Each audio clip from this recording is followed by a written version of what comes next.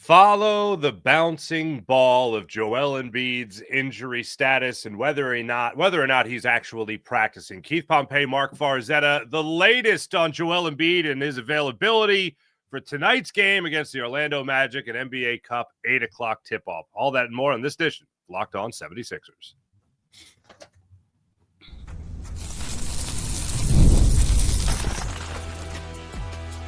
You are Locked On 76ers, your daily Philadelphia 76ers podcast, part of the Locked On Podcast Network, your team every day. And we do thank you for making Locked On 76ers your first listen every day, part of the Locked On Podcast Network, your team every day, and now the number one podcast network out there. This particular episode is brought to you by the Game Time app. Download the Game Time app, create an account, use promo code Locked On NBA for $20 off your first purchase. NBA beat writer, Sixers beat writer Keith Pompey. You're at the practice yesterday. Mm-hmm. So Keith and I, before we hit go on the show here, we had a little pre-show conversation about Joel Embiid. They call that doing the show in the green room. I believe I'm going to save every ounce of my enthusiasm for this topic for the show here, Keith. So I pull up your article. And I'm actually listening to, it's the holidays. We all got multiple things going on. So I'm listening to the article. The nice lady, automated voice, is telling me the story, reading me your story out loud. It's nice. And then at one point in the story, I go, wait, what was that? And I literally paused the nice lady's voice and I had to read it for myself to make sure I heard this right. Joel Embiid practiced Monday. Status still unknown. Listed as day-to-day. And tonight, official right now at this moment, Keith, at 10:45 in the a.m., he is questionable for tonight's game. Did I follow that bouncing ball correct? Practice, day-to-day, questionable. Yeah. It's crazy. I mean, because, here's the thing. The biggest thing, so typically when we go in when they go into the practice facility and they let you in the gym, the thing that happens is that the PR guy will come over and before the coach speaks, he'll give you like the injury report and he'll say, Joel, before, like he said, Joel Embiid is, he's going to miss the game, or he says Joel Embiid is still experiencing knee soreness. The doctor says he's progressing, yada, yada. Then he'll say this player isn't playing, that player isn't playing, this player isn't playing. So for me, it was like, we didn't get that yesterday. So I said, is there any updates? He said, no. So I say, Nick, what's going on with Joel? We didn't get anything. And he says, the same as it was. He's day to day. So I was like, okay, well, did he practice? Did he do anything? Or like, no. So I said, well, no, at first I said, so what's holding him back? Like, what's the problem? And he said, just waiting for doctor's clearance. Okay, well, did he practice? Is he a full participant? Today he was.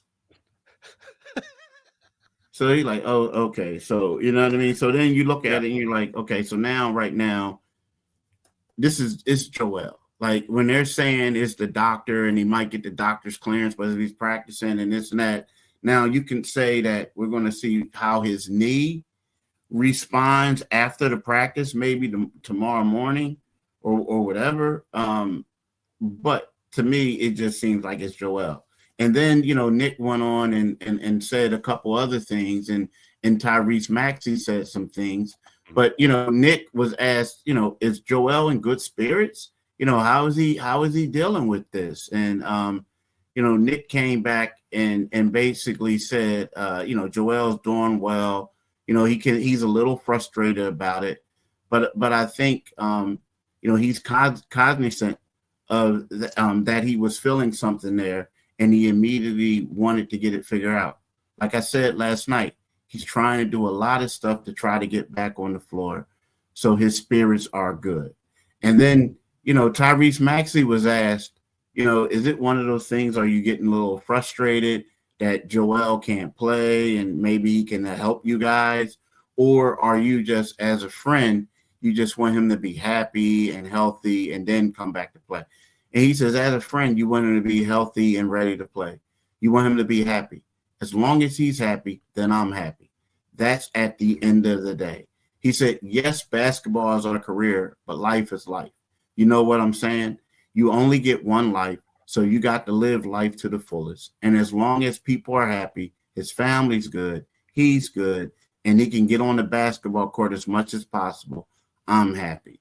Now, when you hear something like that, you know, sometimes you can look at it two ways. Like, you can look at it and say, you know what? This is great that Maxey said this. You know, he's showing his son support. But when you start talking about, I just want him to be happy, it's kind of like, do y'all really know what's going on? Like, it may not know what's going on, or maybe you know it could be a little bit more alarming than we think, right? Yes, it makes it feel like it's more about life than it is about sports. Like the sports, like I'll take it on the other side, the complete other side, the opposite direction. So a lot of times we might say something like, "Oh, I hate the Knicks." You know, fans might say, "I hate that," and then somebody goes, "You know, you shouldn't say hate." You know, like in the context of sports. You know what I mean? No, I hate the Knicks. I hate the Cowboys. Whatever you want to say, but in the context of sports, outside of that, yeah, sure, don't hate. If Tyrese Maxey's talking about his friend being healthy in life, that makes me think that that something serious could be happening with Joel Embiid. And if not serious outside of the world of basketball, then something like inside the world of basketball, which would be he's really thinking about hanging it up. It could be over. If this is what he's going to have to go through for the rest of his career, which would be this year +3, then he's just going to call it quits. And that's obviously not going to make him happy. That's what it makes me think. It doesn't make me think, yay, happy thoughts. It makes me think, wait, why is he taking this so serious? Because I don't think there's anyone on the planet that would wish Joel Embiid to be unhappy in life, for crying out loud. This is supposed to be all about basketball. So when Tyrese starts invoking that, it makes you think it's a lot more serious than what we could be thinking. It does. I think what Tyrese was trying to do was trying to give his friend some support, because let's face it, I think what it is before they all said that we don't know when Joel Embiid is going to play and when he's not going to play. Right. So the worst thing that you want to do is, if you're the team, you don't want to put a lot of pressure on him to come back and play. Mm-hmm. I mean, they did that. I felt like he was rushed to come back and play last time. So he took his time, right? He's taking his time now. Now he came back on his own, and then come to find out when Nick Nurse said Joel was cognizant, that means Joel was the one that said, hey, look, something ain't right here. I'm shutting down. I'm shutting it down. Like, I'm trying to figure out what's going on. So with that being said, I think Maxey is like, I'm not going to put pressure on my friend. I want him to be happy. And when he's ready to play, he's ready to play. We got to realize that life is bigger than basketball. Again, another sign of support. But you are correct. Like, if you don't like break it down that way, you're kind of figuring like, what are we talking about here? Like, you know what I mean? What are we talking about here? So, you know, it is what it is. But I don't know. Like, the biggest thing is like, you know, the Joel thing is crazy, but there's a lot of guys that are getting banged up left and right now. A lot. Yes. So that's the scary part. Yeah. I let's get to that in a second, but this is now year 10 of am I losing the camera there? Am I losing it? Can you still hear me, Keith? Yeah, apologies. I can see you though. All right. Here's what I don't understand about the whole Joel Embiid thing. It's year 10. We've been through this many times over with Joel Embiid. Many times over. Why are they even telling us anything along the lines of he's practicing day-to-day, questionable, all that? What I don't understand in all of it is, how do they not just have a practiced phrase of, we'll see how he responds. He practiced Monday, we'll see how he responds. Because that leaves it more in, and pun not intended, more in Joel Embiid's court to tell us whether or not he's healthy, to tell us whether or not he is good to go. That to me, I know they're not trying to give you expectations or set expectations or put any pressure on Joel Embiid, but all this is on Joel Embiid. And quite frankly, I want it to be. I said before the season when we read that ESPN article, I want this to be on Joel Embiid's table. I don't want this to be on anybody else's. I want this to be him holding himself accountable, him trying to get healthy and all that. That's what I want for Joel Embiid. That's what I want to see for Joel Embiid. But right now, them even saying, oh, we'll see. No, like, I think everybody would understand if they just told us, we'll see. Oh, yeah, he practiced in full Monday, but we'll see how he responds. That's all I want to hear from the 76ers. And see, that's the problem. And see, the reason they're doing that, and, you know, they're making sure that they don't do that. Because, see, here's the deal. So we say, like, because you are correct. You know, you practice, and then you want to get up the next day, and you want to see how he responds. That's the truth. Right. But when you come out and you say, I want to see how he responds. So then everybody is saying, okay, well, we're going to see if the knee gave him some problems. But then you get up the next day and you don't play. Mm-hmm. So then everybody's going to say, yeah, he had a setback. Right. Well, they don't want that. They don't want that to be the narrative that's out there. So in other words, you get the coach up there and he's just the doctor. Well, yeah, you know, you read between the lines, it's like, okay, the doctor is going to check to see how the knee is and stuff like that, see how it responds. But also it's like, in a way, I think like Nick Nurse, you know, he comes across and he looks bad because he sounds like a coach who doesn't know what's really going on, but you know he does. So like if you're in the know, you know the coach knows everything, right? I mean, because he's the coach, you got to come to him and tell him what's going on. Right. But at the same time, he's a guy that's not trying to give you too much. So it's one of those things where, like, look, bro, if I got to tell you this stuff, and then the next day you guys figure it out for yourself, and you know that I'm just saying this, I got to do what I got to do to make this keep this locker room happy and to keep my job. And then also, like, you know, no offense to you, bro, but I'm making $8.5 million. I ain't trying to mess this up over this, right? Right. So it's like, but it just comes across looking crazy. But yeah, that's what it is. I think that they don't want, because remember in the past they would say, "Oh, Joel Embiid is expected to play," and then right, he didn't play, and everybody knew it was a setback because something had to happen for him to not play, and I think they don't want that to happen. So they've been extremely vague. You know what I need, Keith? I need a YouTube short, or I need a TikTok, or I need a reel or something to just Joel Embiid being like, I'm playing tonight, or I got some soreness. You know, I'm going to wait till that goes away, then I'll be back. Like that's part of the problem. That's the problem. Well, I feel bad. Like, in all honesty, and I know the guy gets paid. I know he's an NBA head coach, but I feel bad when you're going in front of the media being asked about a player that you don't know about, and the player doesn't even know yet. Like, not only do I feel bad, but it no matter what happens, it gets confusing. Like, he practiced in full. We'll see. Like, that listed as questionable for a game. And look, and none of this is as a surprise. My reaction, if I'm coming off as all surprised, I'm not.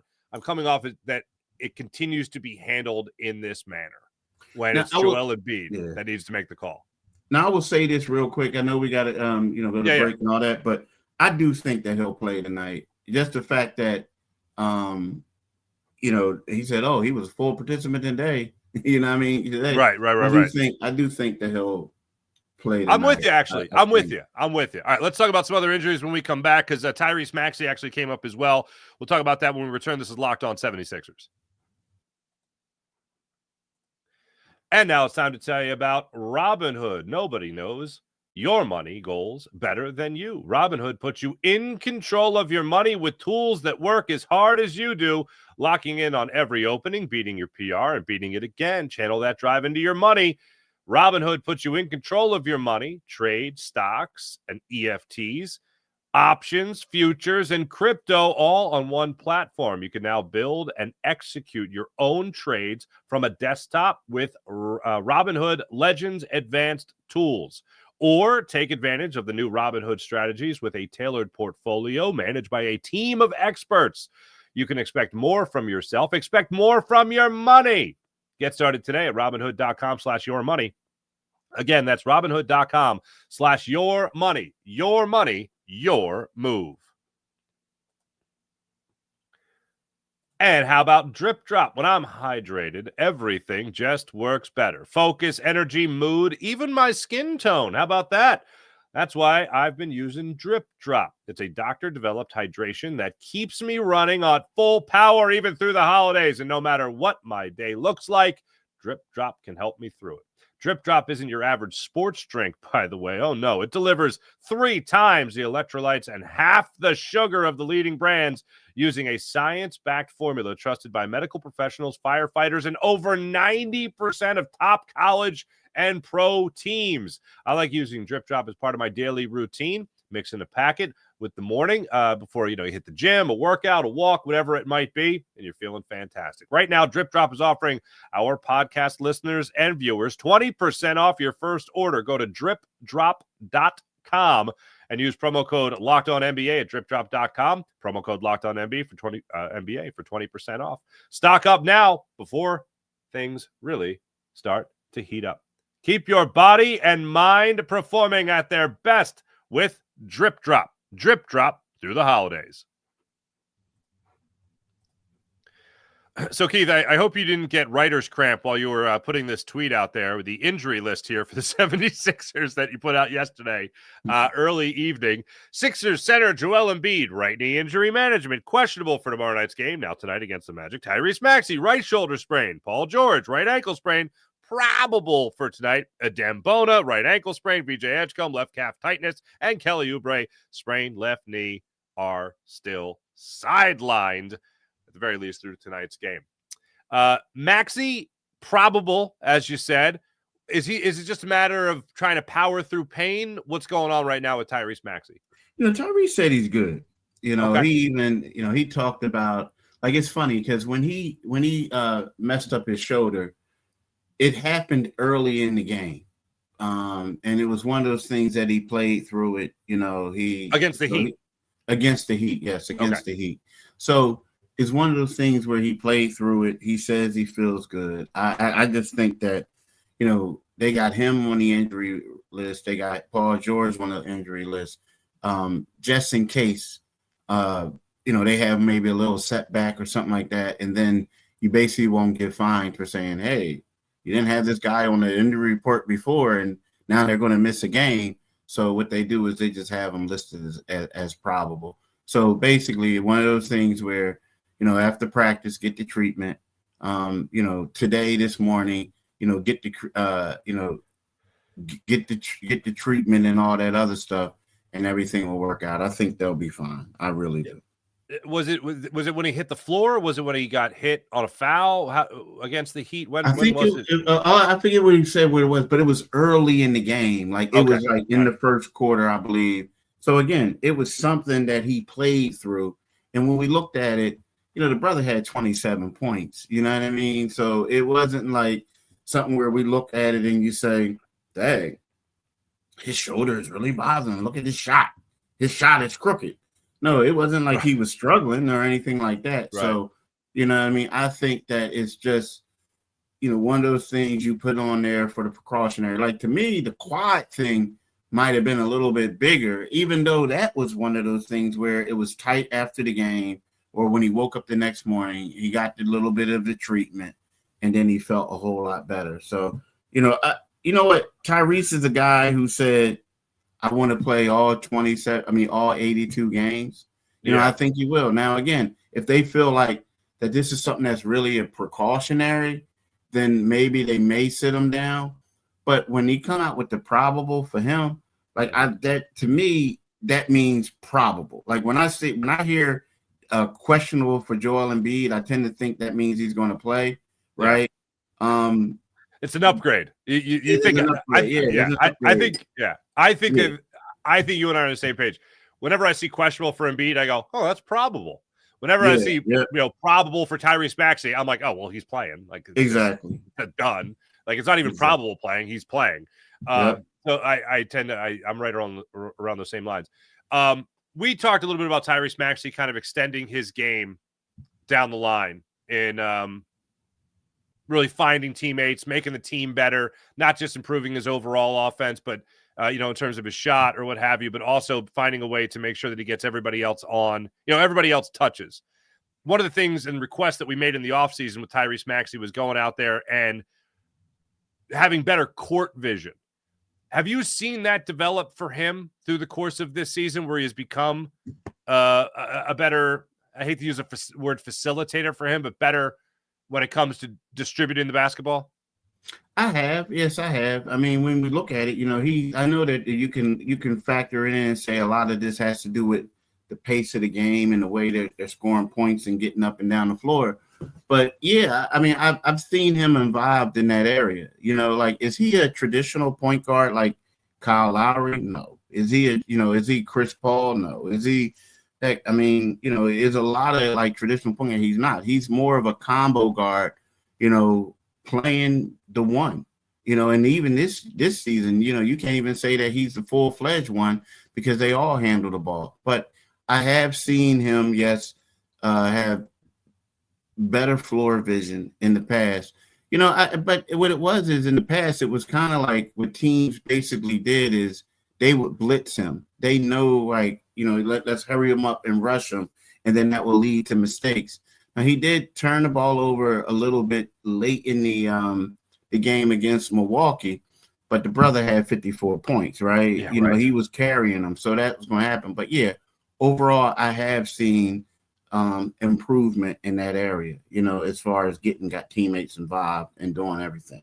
Yeah, one of the things I've seen from people through the course of the year, a couple of people, I'm not going to say it's an overwhelming majority here by any means. I still think they're very much in the minority. But in terms of Maxey being a selfish player, I don't get that vibe from him. I don't get it at all, actually. One of the things is also, who is he going to be passing the ball to that is going to score, especially if he's got 54 points in the game against the Bucks? Who else are you going to be relying on, if not yourself, especially if you got a hot hand? And when I do look around, it's oftentimes I see Tyrese Maxey starting to go off when I see a guy like Quentin Grimes struggling, if I've seen Kelly Oubre struggle to make shots early in games. I don't get the sense from Tyrese Maxey that he's a me-first guy at all. Do you get any of that vibe from him when he's really running the show? Nope. So here's the deal. This is one thing that people got to realize. So when Nick Nurse first came here and he put the ball in Tyrese Maxey's hand, there was early on, Maxey didn't have quite as bit as shot attempts as he had. And after the game, you look at it and you would see it, and Nick Nurse would say, we got to get Tyrese shooting the ball more. Like, Tyrese have to shoot the ball more. There was times when teammates would be like, hey, like, yo, what's going on? And it's like Tyrese is like, hey, like, coach wants me to shoot the ball more, things like that. So to me is, right now, he's not a selfish ball player. He tries to get teammates involved, do whatever. But the coach is telling him, you got to shoot more. You got to attack. I need you to be the scorer. Then you distribute the rock when need be. But I need you to look for your shot first. So all he's doing is basically following instructions, so to speak. And I know people look at it and you say to yourself, hey, Egg, man, like, he needed X amount of shots to score X amount of points. And I get that. And they look at the teammates. But the one thing that we'll go back to is, let's go back to that loss that they had against the Toronto Raptors, where he only shot the ball once in the fourth quarter. Right. And it was a missed three, right? And then, he only had 14 shot attempts the whole game. But then we go to the very next night, and they go to Milwaukee on the road, and he shoots the ball 30 times. He scores 54 points. He scores 16 points in the fourth quarter. Well, the way that this team is constructed right now, Tyrese Maxey has to gun, so to speak, for them to be successful. So that's what we have right now. That's what we have. And once the team, they get more players in who can be helpful, then maybe it will change. But at this particular time, when he's more the facilitator, they lose. He has to be looking for his shots and then mixing in. And here's the thing. He did have 9 assists that game. He had 9 assists on the game that they had 24 points. So the assist totals are still there. He just needs to be more of a scorer for them to be successful. Yeah, what was it? Him and Wilt Chamberlain, the only 50.9 assist guys in Sixers history. Yeah. Also, by the way, I know he's playing more minutes than ever. He's averaging 3 more minutes per game than he did the last 2 seasons. Last 2 seasons, he was at 37. So I know we talk about leading in minutes and all that stuff. Well, he's been up there in the last 2 seasons, at least 37 minutes, now 40 minutes per game, a little over 40 minutes per game. But also in that time, he's averaging 2 more shots per game than he ever has in his career. And he's also averaging about almost 2 assists more than he ever has throughout his career. So a career high in assists per game for Tyrese Maxey. All right, when we come back, we're going to talk about another guy here that could be running the show as far as a facilitator goes in the time being. Talk about Jared McCain when we come back. This is Locked On 76ers. Make sure you like and subscribe. And right now, I'm going to tell you about the Game Time app. Download the Game Time app, use promo code LOCKEDONNBA, and get $20 off your first purchase on the Game Time app. Basketball season officially here, and nothing beats being in the arena, that is, like NBA game. Hearing Tyrese Maxey put one through the rim.